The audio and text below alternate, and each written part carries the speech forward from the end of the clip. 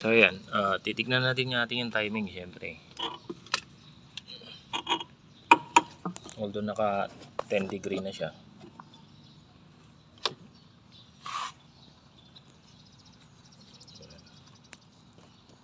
Naka 2E din.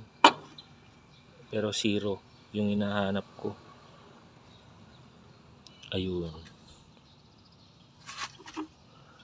Medyo madumi. O talon ipin nga.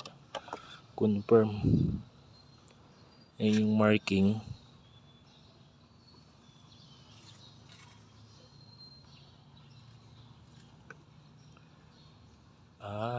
Tama lang, tama. Ayan, tama lang. Kala ko talon ipin. So, hindi pa umikot yung crankshaft pulley niya. So, goods. Ito, palitin na yung timing belt. May tumatama, oh. Nagka-create ng... Yan yung mga titignan nyo yung kabasyo kasi baka yung guide or dun sa timing belt pulley cover ay tumitikit. Maririnig nyo naman yan pag gumagasgas. So okay naman. Dun yan eh. Tatanggalin nyo isang bolt dito. Ayan. Baba. Ayan. Tanggalin isang bolt dyan. Magaganyan nyo na yan. Makikita nyo yung timing. Ayan. So goods. Natin mga kabasyo.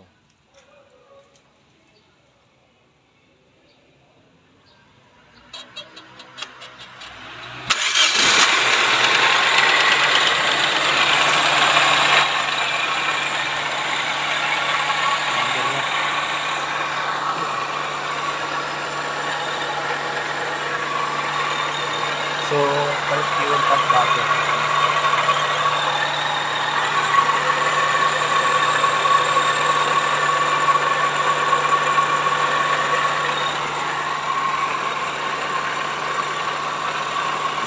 Ingay lang yung mga bearing kasi matagal na na-stock to.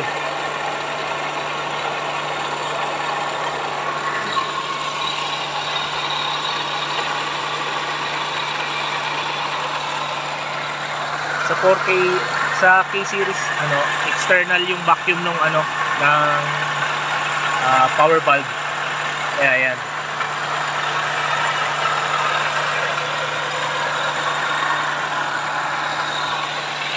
Patay natin ulit.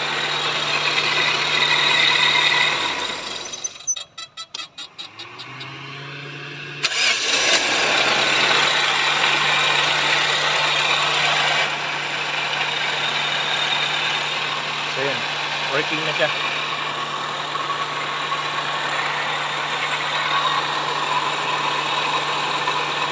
Toyota Love Light. Ano number ulit.